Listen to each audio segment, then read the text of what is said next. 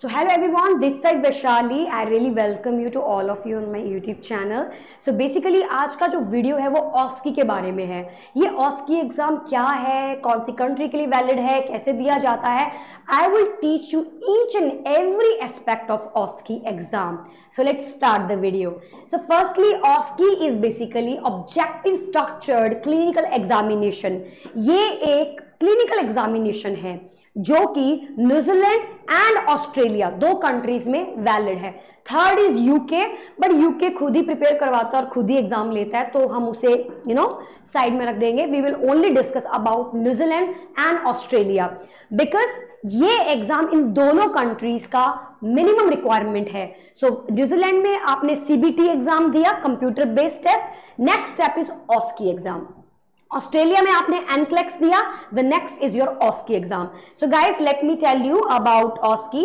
So basically OSCE is an approach to the assessment of clinical competency in which the components of competence are assessed in a planned or structured way with the attention being paid to the objectivity of the examination. So basically बोलने का मतलब क्या है कि ये एक planned exam है.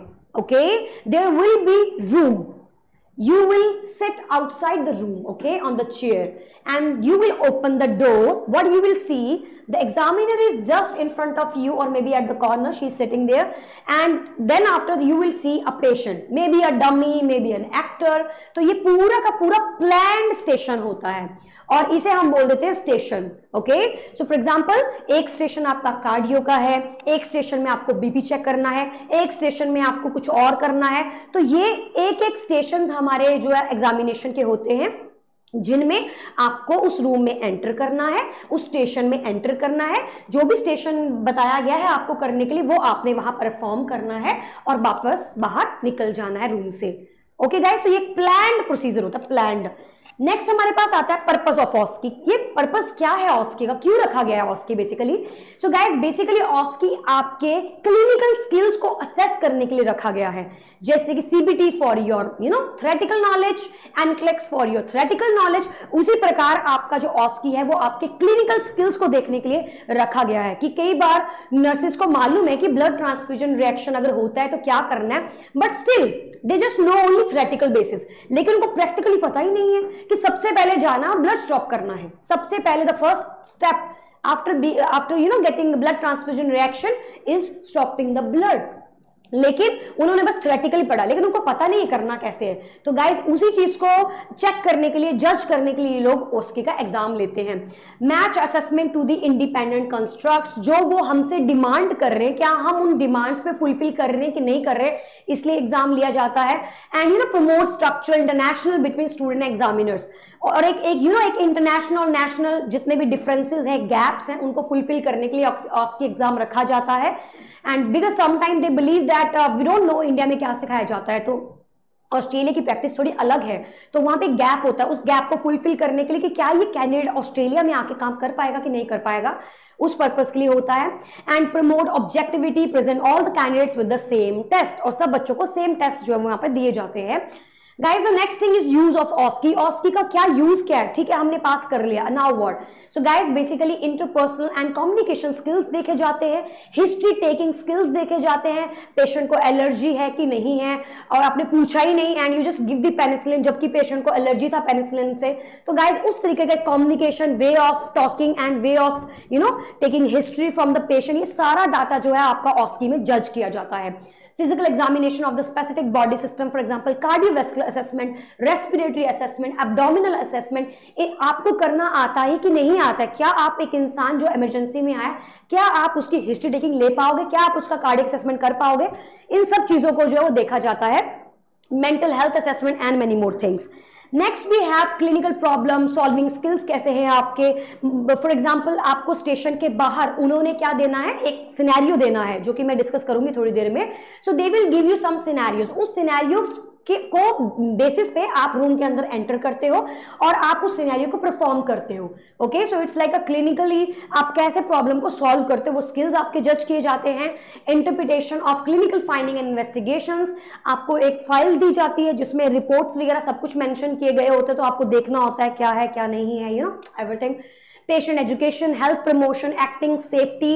Late me give an example. एक बार क्या हुआ था, I still remember, there was one station fall risk assessment, जिसमें पेशेंट जो था he was standing just next to the bed.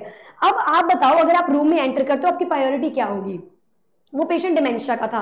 So guys यहाँ पे आपकी पहली प्रायोरिटी होती है please have a seat, otherwise you will get a fall. वो फॉल जो है वो आपका रिस्क असेसमेंट, और आपने पकड़ ली वो बात और आपने उसको गिरने से बचा लिया, बिकॉज वो एक डिमेंशिक पेशेंट था, इम्बैलेंस भी हो सकता था पेशेंट और गिर सकता था. तो आपने अपने आईक्यू को, अपने जनरल नॉलेज को इस्तेमाल कर अपने नर्सिंग क्रिटिकल स्किल्स को इस्तेमाल करके उसको बिठा दिया ताकि वो फॉल ना करे. तो इस टाइप के जो जजमेंट है वो आपकी चेक की जाती है. And basics and advanced nursing care procedure practices, ये सब जो वो देखे जाते हैं, आप किस प्रकार से प्रोसीजर्स परफॉर्म कर रहे हो कि नहीं परफॉर्म कर रहे हो. नेक्स्ट गाइस, अगर मैं बताऊं कि पॉजिटिव एस्पेक्ट्स क्या हैं इस एग्जाम के, you will not get the real patient, that is the most positive thing, because the patients will be normal. वो एक्टर्स होते हैं, पेड एक्टर्स होते हैं और वो नॉर्मल होते हैं, तो आपको डरने की बात नहीं होती कि ये रियल का पेशेंट है तो इसका बीपी डेफिनेटली बहुत ही ज्यादा लो हो जाएगा तो मैं क्या करूंगी, तो डरने की बात नहीं होती है, because they are controlled and safe. Okay, जो स्टिमुलेटेड ऑस्की स्टेशन होते हैं बहुत ही कंट्रोल्ड होते हैं, सेफ होते हैं. Feedback from the modern sophisticated stimulators can be obtain, और जो इंसान वहां पे एक्टर बनकर बैठा है आप उसे किस तरीके से डील कर रहे हो वो भी अपना आगे से रिस्पॉन्स देगा और उसमें भी आपको पॉइंट्स मिल सकते हैं. अगर आपने बहुत अच्छे से बात की, hi my name is Vaishali, I am just a nurse looking after you, I hope everything is all right with you, you seems very low to me, can you please tell me what happened to you, you know the way how you communicating with the patient. So the patient which is actually a dummy or maybe which is actually an actor, so they will tell the examiner that yeah she was very nice and she was a good nurse, I would say that she is really nice. So guys, ये जो चीजें ये भी आपको points मिलते हैं, तो इसीलिए stimulators are readily available when required. So basically stimulators जो होते हैं वो आपको बिल्कुल रेडी मिलते हैं ताकि आप उन पर प्रोसीजर कर सकें. तो ऐसा नहीं आपको वेट करना है, कुछ करना है, तो it's really great. Real life OSCE station जो है, it provide actual competency of the person. For example मैं एक बात करती हूँ ब्लड ट्रांसफ्यूजन रिएक्शन की. So there was one patient which she was like 58 years old and she was lying on the bed, and when I was assessing her body because she had blood transfusion reaction at that time, so I asked her, do you have any irritation or itching all over your body, let me have a look. So when I just looked up in her like nearby her abdomen area, there was really a red color lipstick painted over all over her abdomen. So guys, वो लोग पूरी कोशिश करते हैं कि वो real scenarios बनाएं आपके लिए. तो मैंने जब देखा, then I said, do you want ice over there because you must be feeling very itchy and all. She said no, it's okay, I'm fine.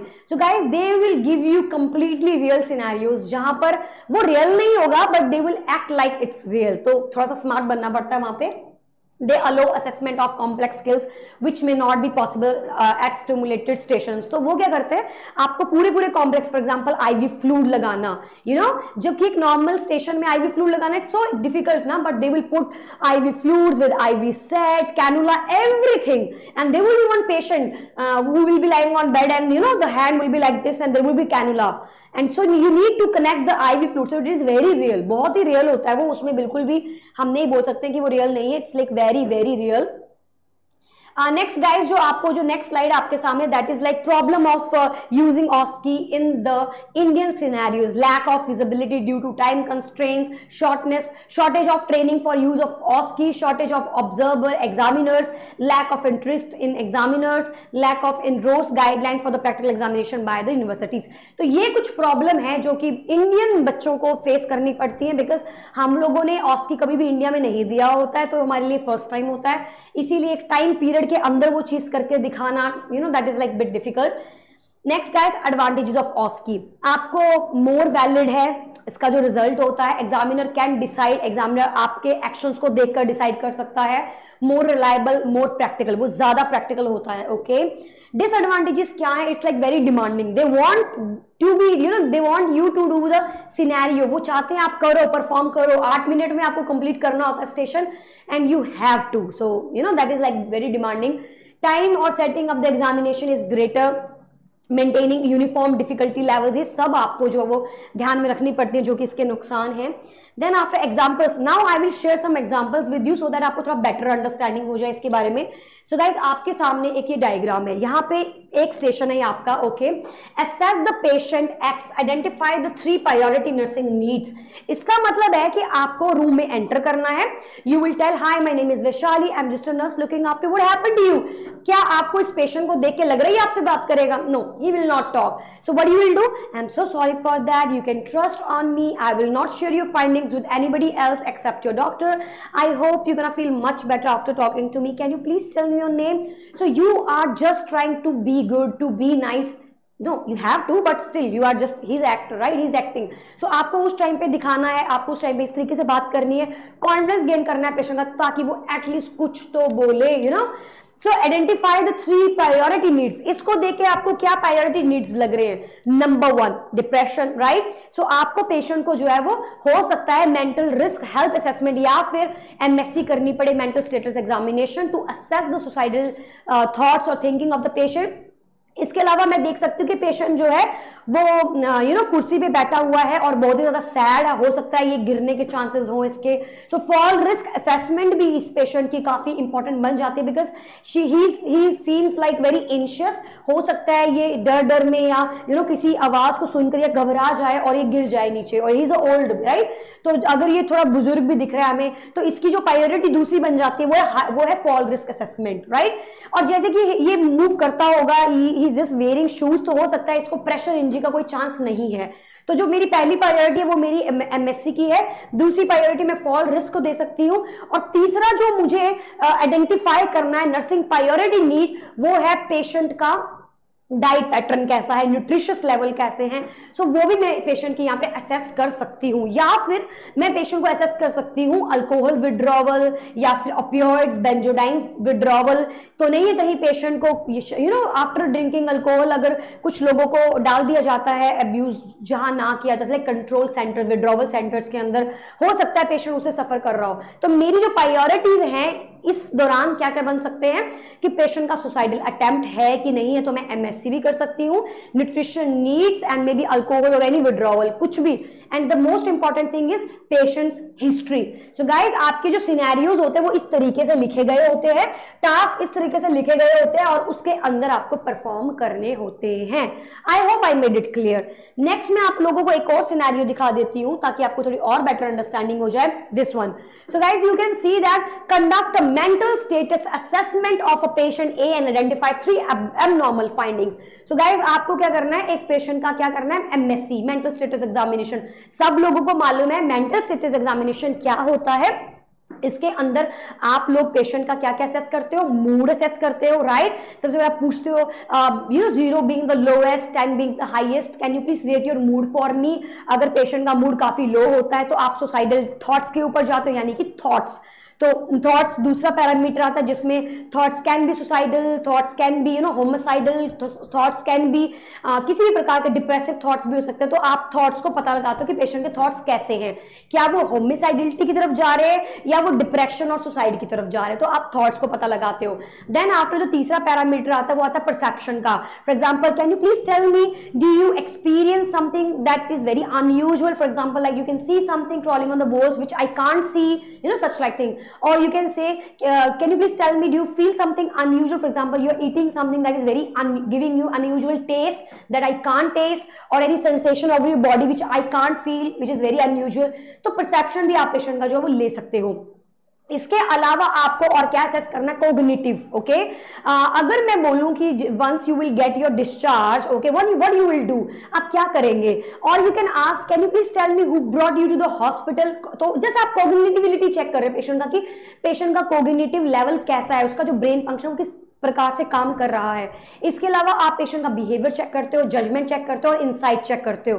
सो ये थे कुछ पैरामीटर जो हम एमएससी के अंदर चेक करते हो। तो गाइस आपको सारे रटे हुए होने चाहिए, आपको पता होना चाहिए आपने पूछने कैसे क्वेश्चन पेशेंट से। तो इस प्रकार के स्टेशन आपको देखने को मिलेंगे। नेक्स्ट मैं आपको एक और एग्जाम्पल देती हूँ that is very practical. patient G had a prescription of 1200 ml fluid for 12 hours. How many drops per minute nurse will administer through the macro drip set? So guys, यहाँ पे आपको drop factor निकालना है, लेकिन यही station नहीं होता है। आप रूम में एंटर करो, ये चीज आपने बाहर पढ़ ली, रूम से बाहर। Okay, you have already read this thing outside the station. So there will be one paper जिस पे आप पढ़ोगे। आपने पढ़ लिया, आपने डोर खोला, आपने एंटर किया, आप पेशेंट को बताते हो कि the reason why I am here is that I am going to give you IV fluids as you are due. Okay, I hope it will be okay to you. The patient will say yeah, okay, fine. Okay, so before doing anything, can you please tell me your name, your date of birth and your MR number to me? Do you have any allergies? So ये सब आपने पूछ लिया। Then after what you will do? Well, I'm just next to you collecting my articles, then I'll be right back, please. Okay, if you feel anything unusual or if you want anything, please let me know. You can press the buzzer, I will be there for you. Is that okay to you? Okay, so before going, can you please tell me, can you please show me your cannula? So आप वहाँ cannula check करोगे, cannula को देखोगे कैसा है, is there any sign of infection, redness or any pain? Then you will say, okay, so your VIP score is 0 and I'm happy to use this cannula because this is like within 72 hours.